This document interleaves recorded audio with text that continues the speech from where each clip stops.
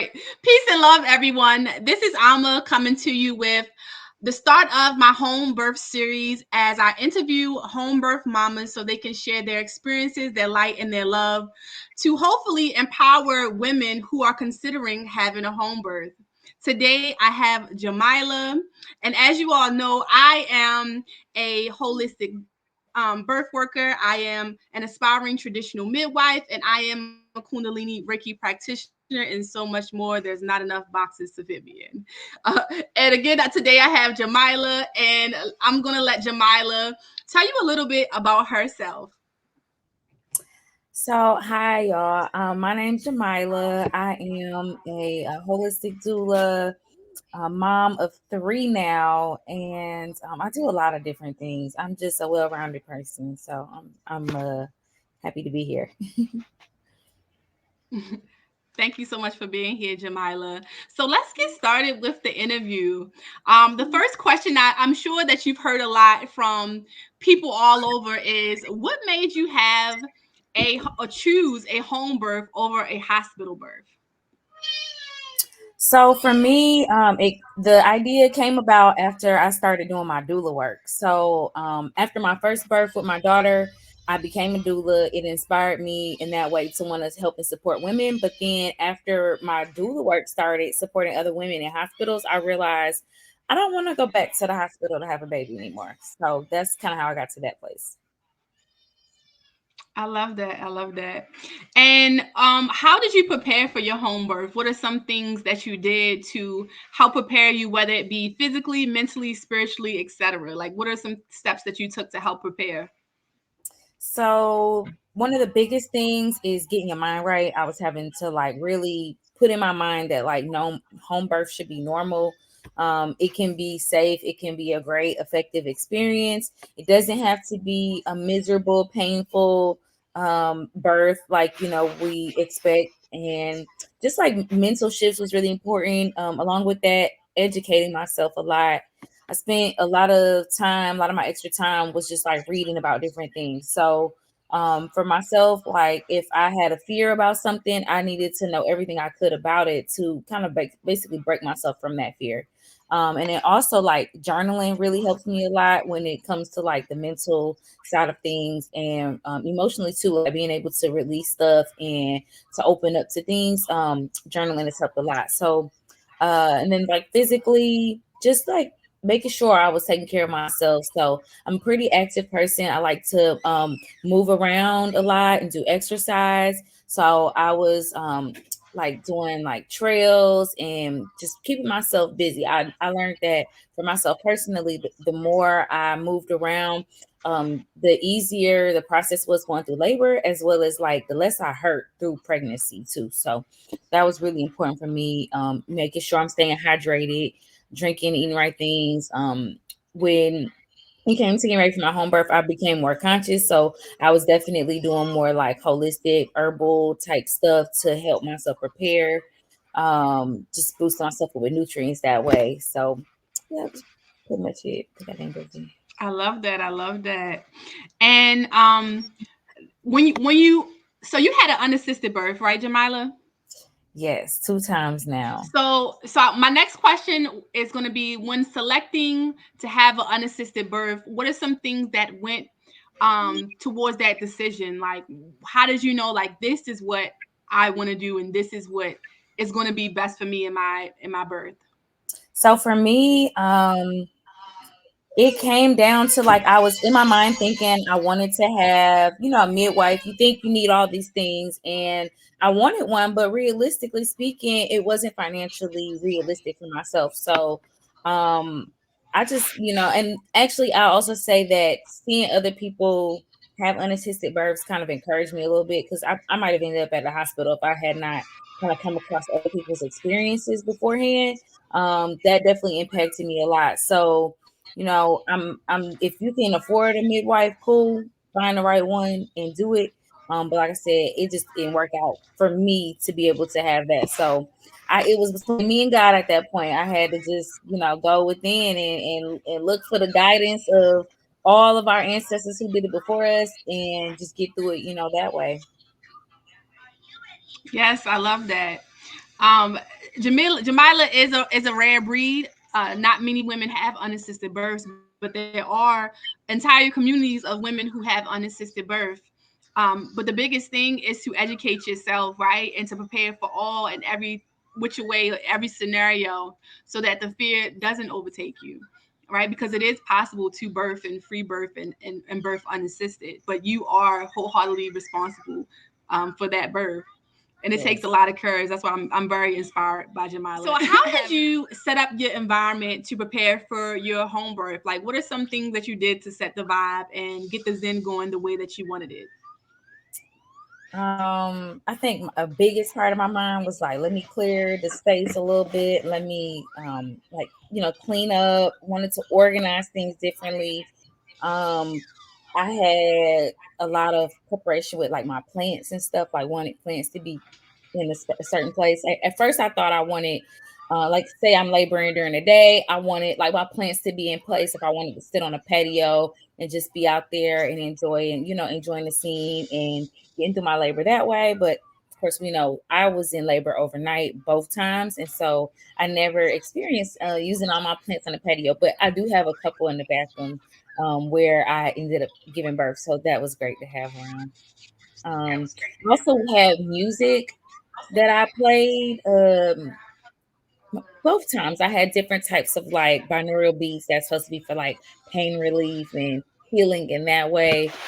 Just stuff to keep my mind focused on just getting through the experience. I love that. I love that. Birth never turns out the way we want to, even with all the things that we plan to have. It just happens unexpectedly the way it's supposed to happen. Just know that. How did you manage discomfort and pain during labor? Like, what are some things that you did to prepare to help with the labor coping and the intensity of labor without any interventions or no pitocin or anything?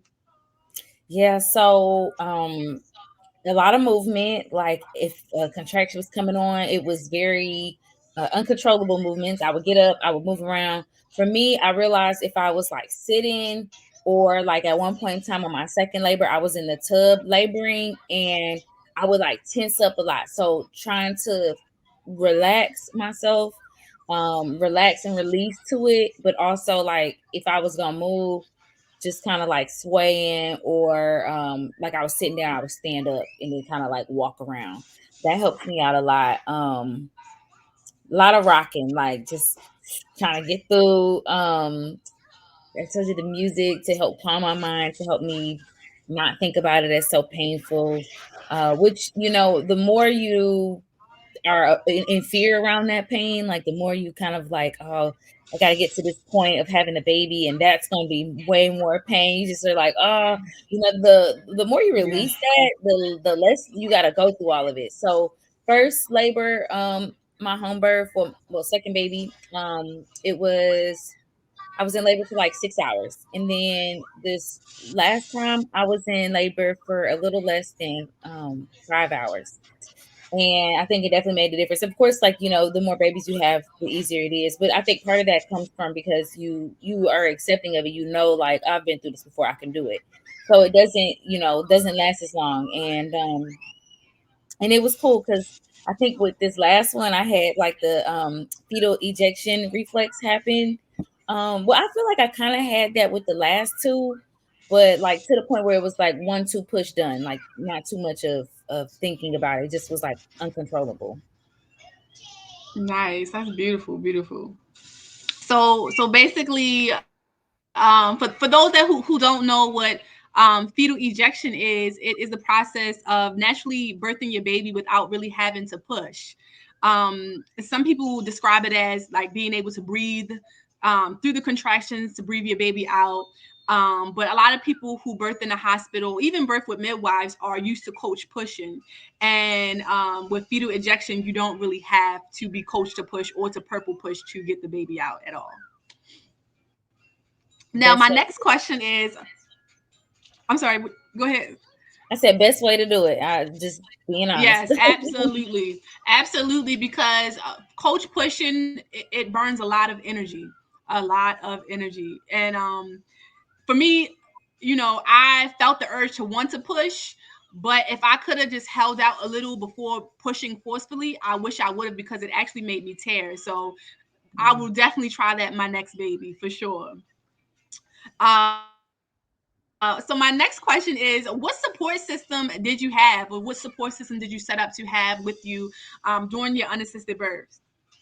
So my partner Jamie was there, of course. I had a doula that I did hire. One thing I said, if I couldn't have a midwife, I would still have me a doula.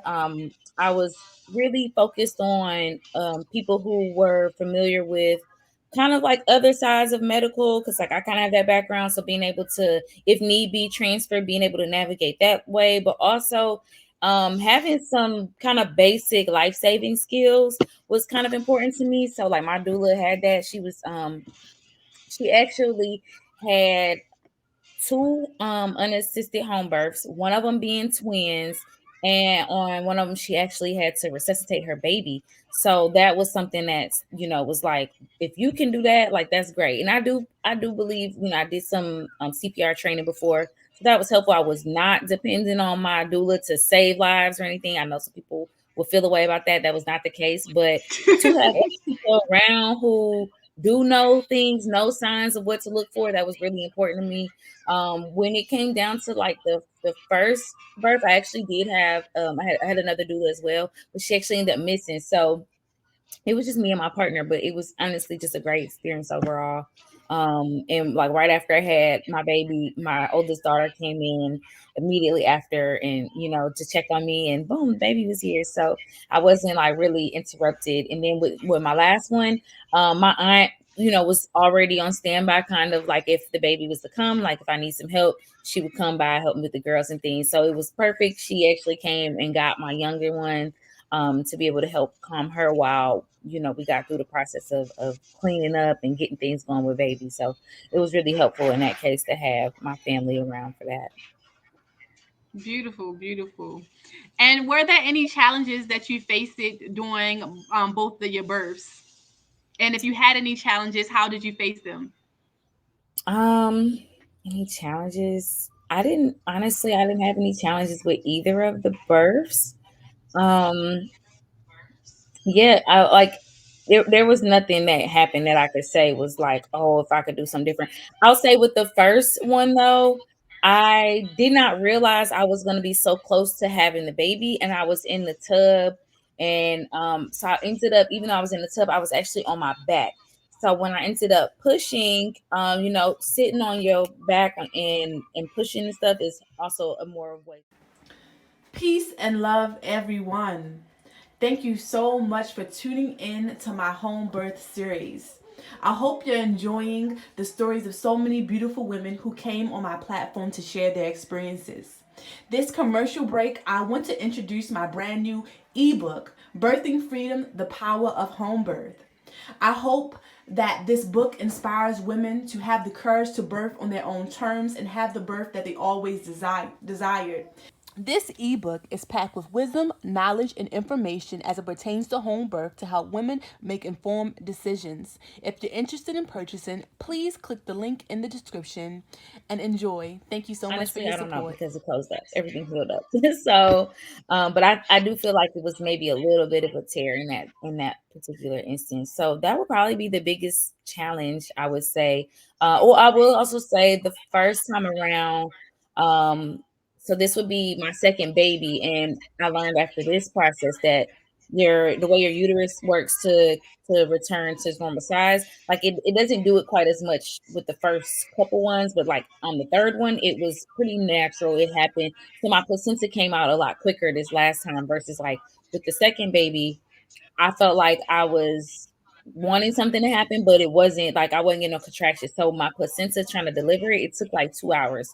And so that was a little bit annoying because I was kind of just sitting there in the tub, like I'm ready to get up, I want to get in the bed, but it wasn't the end of the world. And I know some doctors will say like 2 hours is too long, you'll bleed out and all this other stuff. I did not bleed out. I like honestly after having a baby, it was the amount of blood was very minimal. It was like having a little period. It was not bad at all. So that doesn't always have to happen. Yes.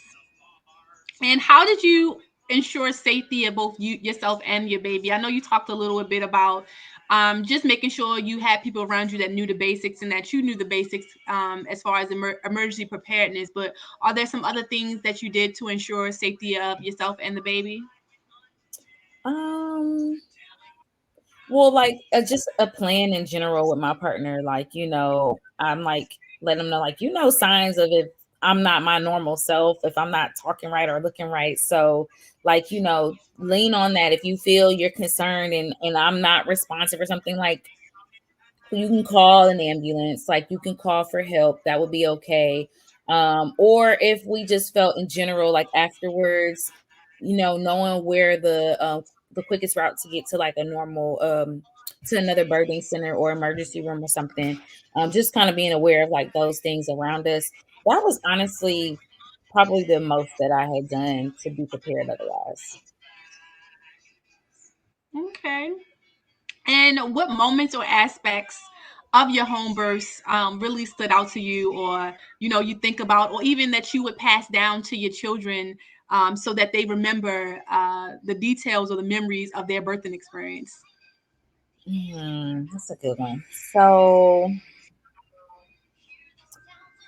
what stands out the most is probably the lack of pushing and just releasing to it, releasing surrender. Like that was in my mind a lot. I actually have that on one of my birthing playlists. It's a song by Janae Eco called Surrender. And it's just like a very, relaxing beat. But like that's what you have to essentially do is like just let go.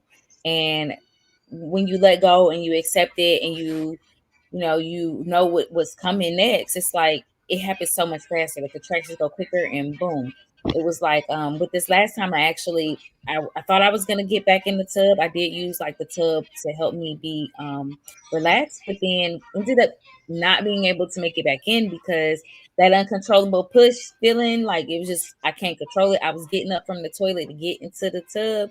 And when you get close to having a baby, the contractions are like they're not a minute apart. There might be like 20 seconds apart, and they're very Quick. strong.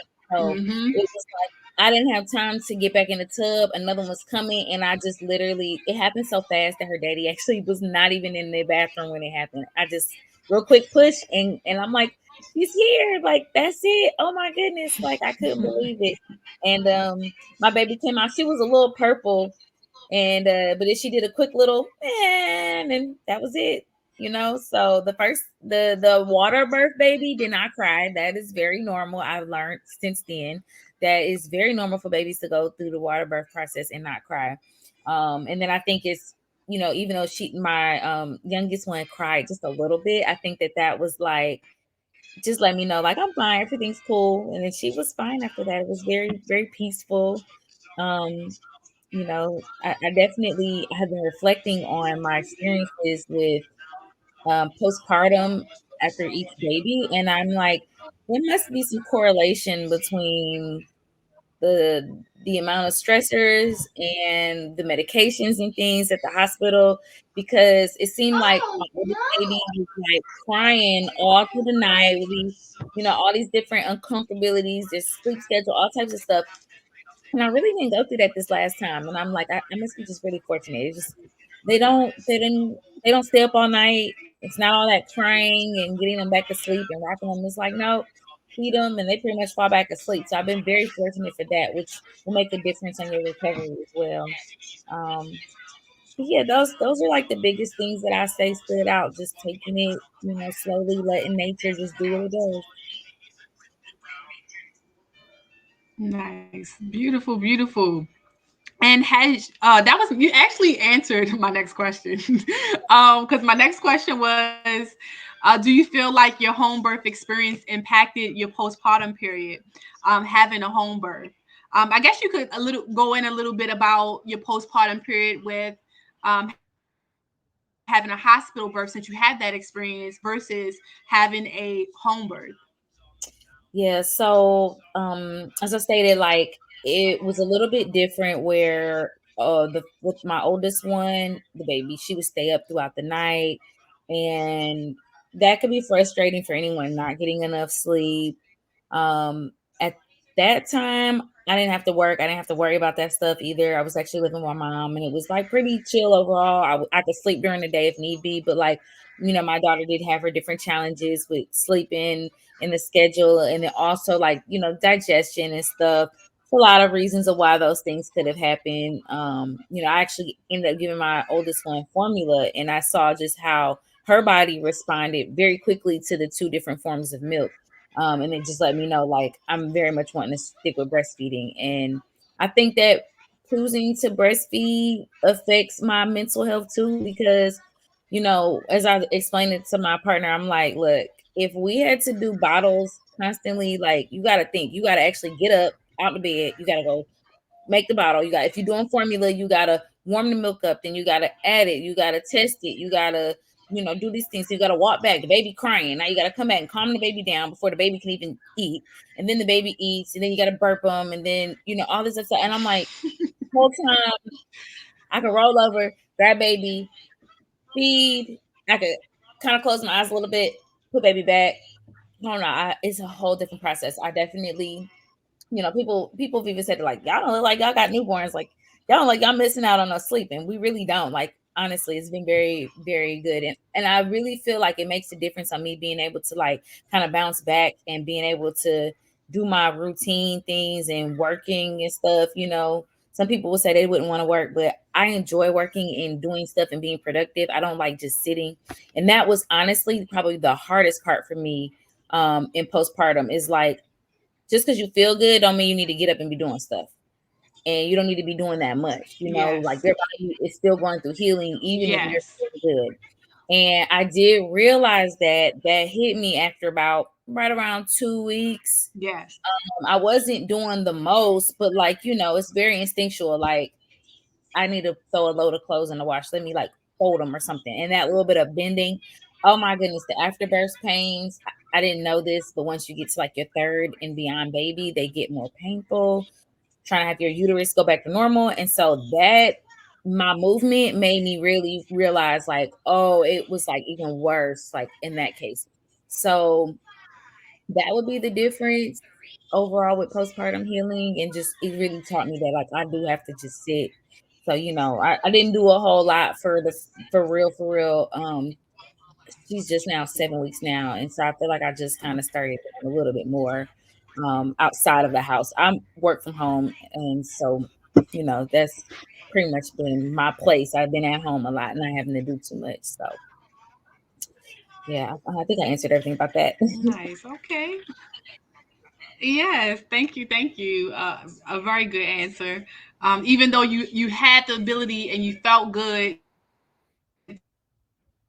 to take over the world, right? It's still important to remember to allow yourself to rest. Allow yourself to be still. Allow yourself to do the minimum. Let other people come in and take care of you, et cetera, et cetera. So you answered it perfectly. And my very last question is, what advice would you give to mothers or families who are considering having a home birth? What are some words of wisdom that you would give to them?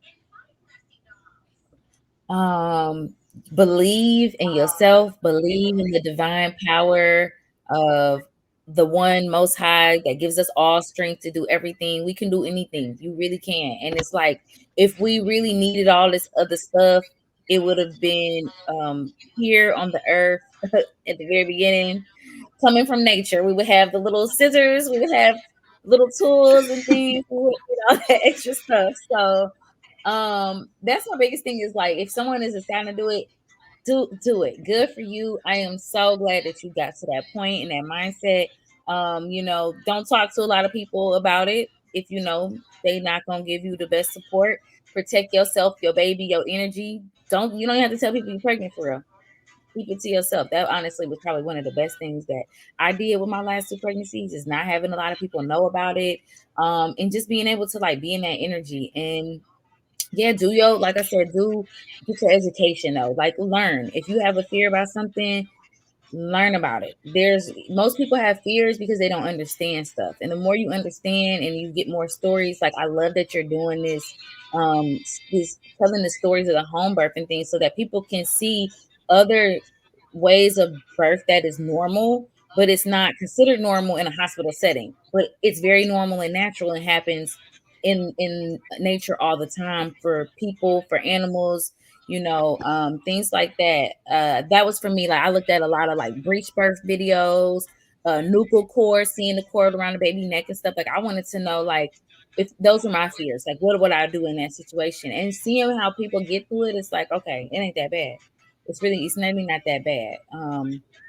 So yeah, education is everything, and keeping your support system, the right people around you, is very important for sure to keep your mind, keep everything, keep you aligned and out of the fear. You don't need to have fear. Yes, yes, I agree with all of that. Thank you so much, Jemila, for being here to tell your home birth stories. And if you want to connect with Jemila and her story and her spirit resonates with you, I will be linking all of her links in the description so that you can connect with her if you need birth support, etc. She is in she is based in Houston, Texas, and Jemila also sells crystal jewelry, etc., etc. So if you want to check her out, I'm going to link all her social medias and her website in the description below. And this was a beautiful interview. Thank you so much. And even if you have questions about unassisted births, Jemila will, I'm sure she will be happy to answer some questions. Now, don't be picking her brain too much now because you might have to pay her. But you can ask simple. I'm sure she okay with you emailing her or asking her simple questions. All right, y'all. Peace and love. Peace. Thank Hold you on. I gotta again. cookie.